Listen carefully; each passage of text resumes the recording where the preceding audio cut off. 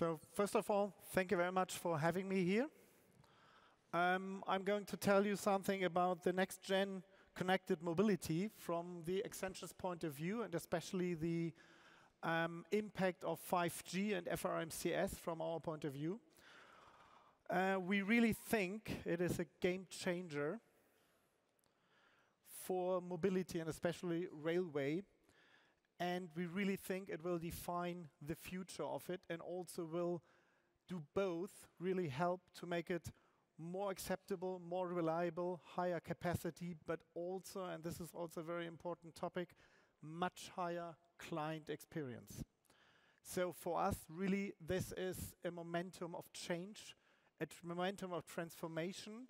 It's triggered by technology, but it really will lead to new use cases. It will solve a lot of the issues and challenges we're currently facing in Europe. And it will really help us also to increase the acceptance to a much higher level for all people who want to go by train and via railway system, and really also will make it a much more fun thing to do. We see two topics which really are help with this technology at the same time. One is this really will lead to a significant increase of capacity. But on the other hand, and I said this before, it really also will help to increase the acceptance for the clients due to the fact that capacity increase also aside of that more trains can be used on a given infrastructure, also lead to higher flexibility for the clients. Just let me give you an example. And this is really, you know, I'm at Accenture, I'm responsible for Deutsche Bahn.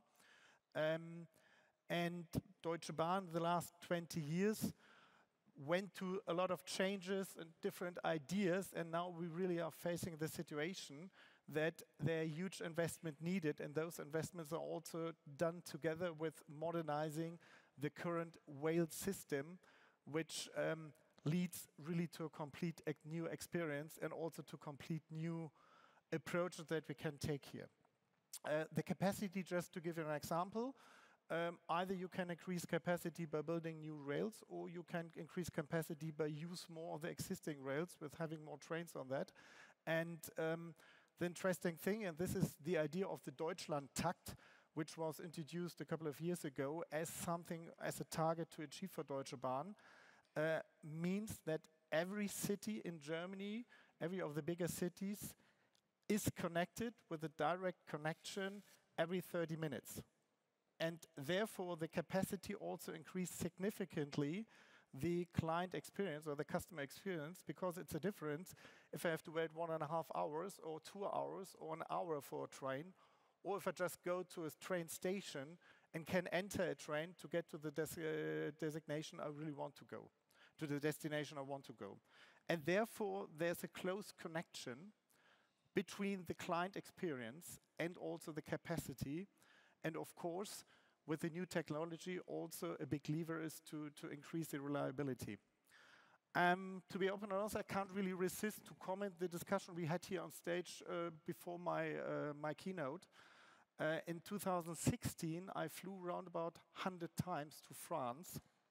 And having done this, and I think this was the statement of Sabine here on the very right, on the left side, I really couldn't agree more that if you really fly a lot and really experience also the missing reliability you have sometimes here, you also become a big fan of railway systems in total. And this is also something which with new technology will lead to a new level in future.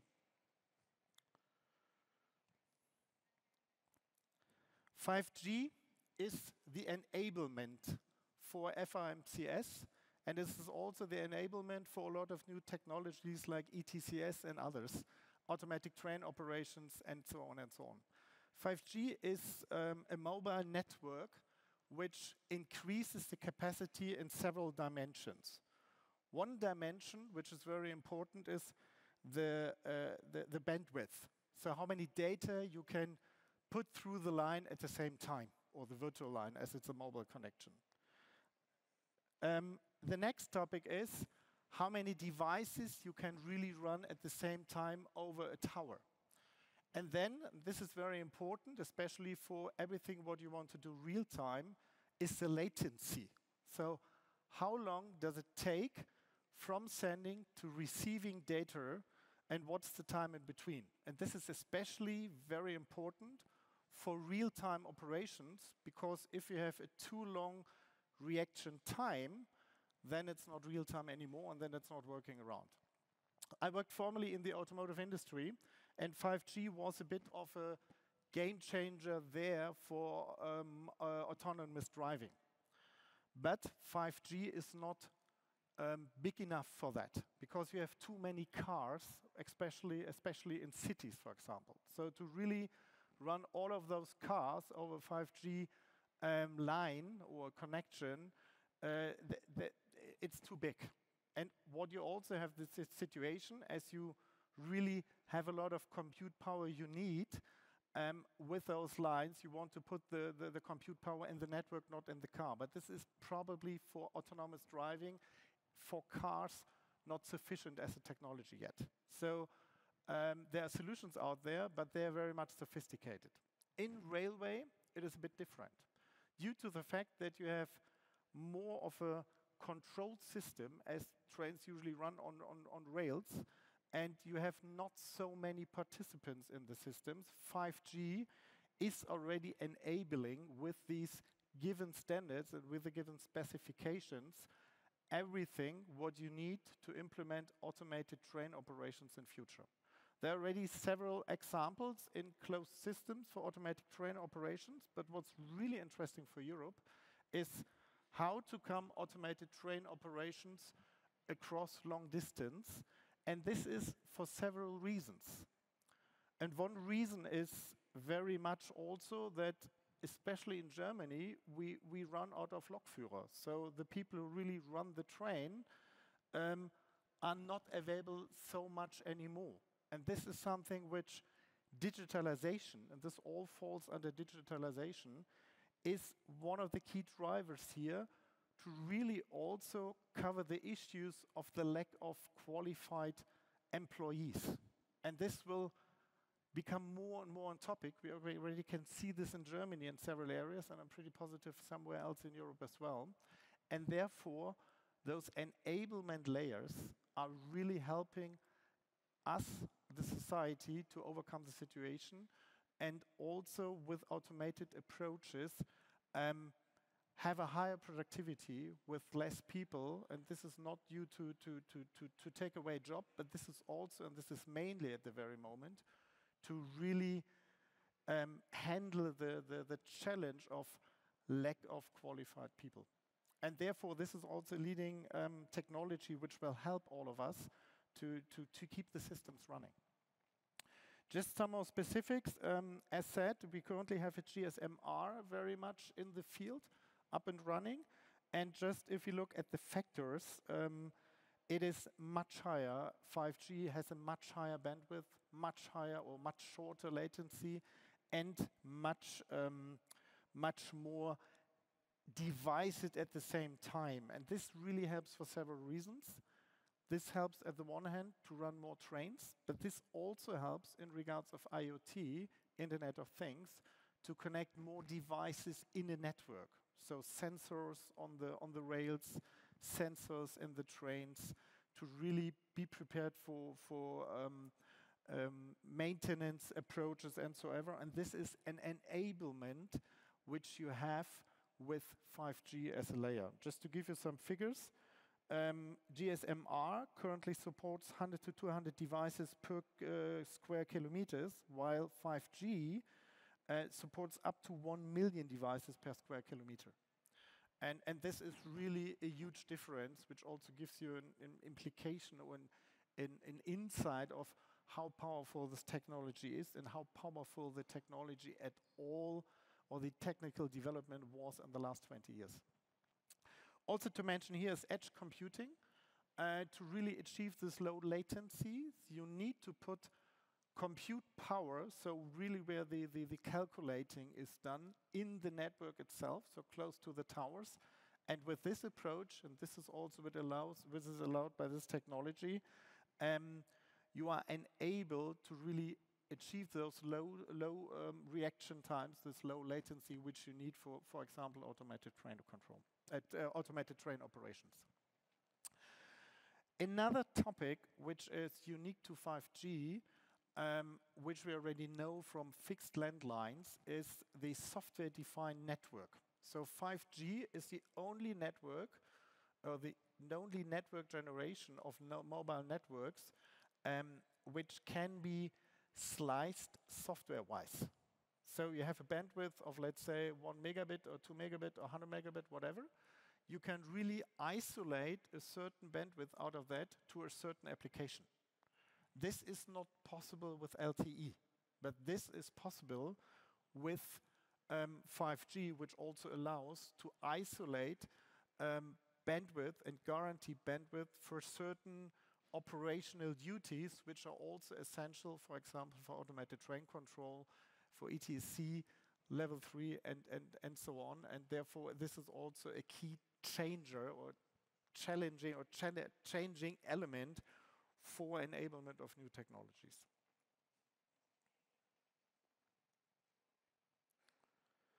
This is again on the example of Deutsche Bahn. So the plan in Germany is to increase the capacity by 30%. This is part of Starke Schiene, the strategy of Deutsche Bahn at all.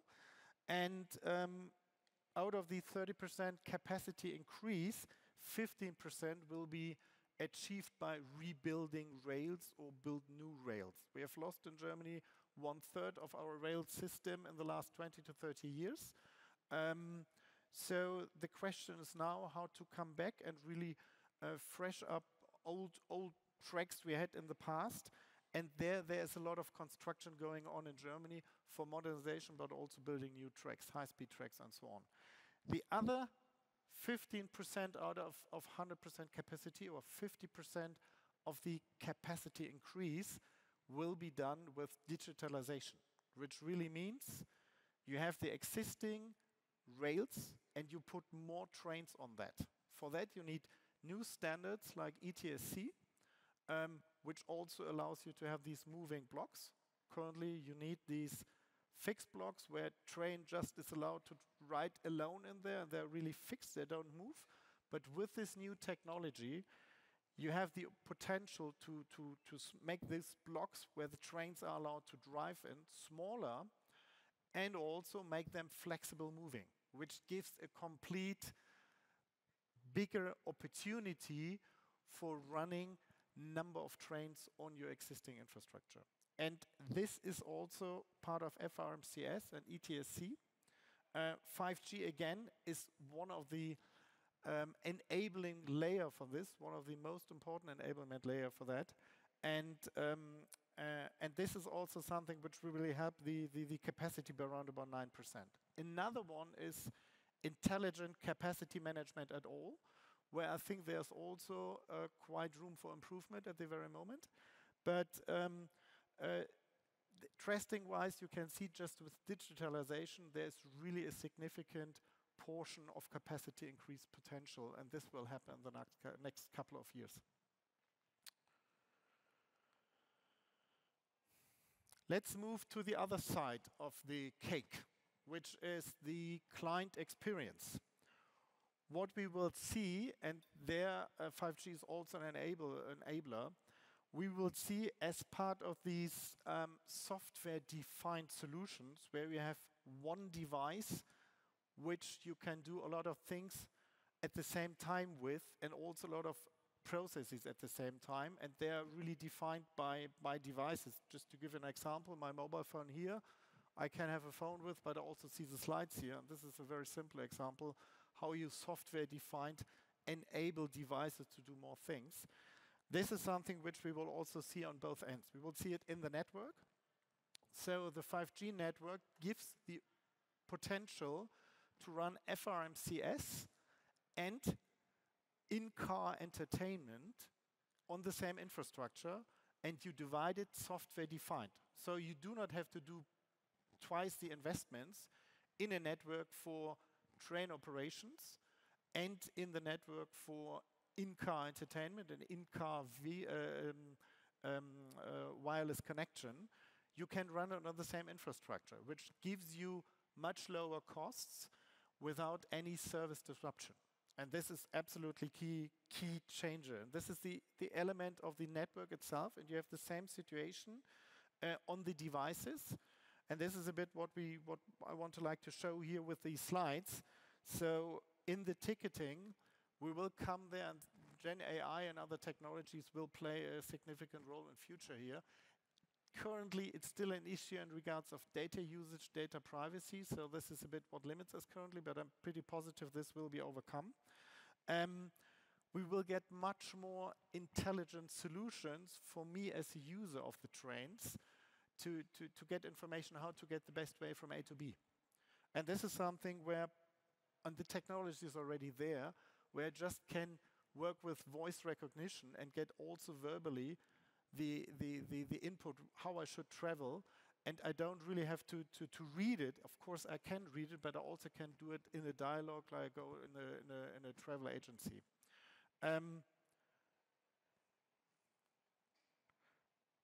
Sorry, was a bit too fast.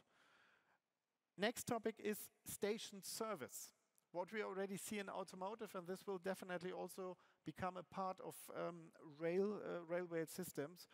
In automotive, they work on solutions that apply generative AI to understand my way of living and my usually habits when I'm traveling, especially for heavy travelers. So, for example, and this is also something which then can be done with the same device, mobile phone. If I'm in a station in a certain period of time, the system will be able to understand whether I'm hungry and where I find what I usually eat when I'm on traveling. And this is something where my one device, after that, really told me how to get a ticket, or told me how to get a ticket and how to get from A to B. It will also tell me, here's a restaurant, here's a coffee, where I usually have coffee, and gives me suggestions. And aside of this, it will help me. And also, again, it needs a very strong internet connection, a lot of devices. At the same time, it helps me with in-house navigation. So it really guides me to the right track, to the right platform. It helps me to go to the right restaurant, and it also helps me to guide on places where I've never been before. Next topic is the onboard entertainment services. This is something where I also get proposals, what Netflix series I should watch now, what is really the best for me in train to get entertained, to entertain my kids, whatever. Really will find out this based on my habits, if I want to have that. This is also a question that everybody has to decide on his or her own. But it also will pre-alert me in regards of some incidents on my travel, and gives me proactively new proposals where I should go to. Again, we had this discussion about flying. It's, I think, a bit of a fairy tale that this is in the aviation industry already given. And I think this is a huge opportunity for the railway industry to really come up with those solutions. And I'm personally pretty positive, or we at Accenture are absolutely positive, that this will come as an option for the future.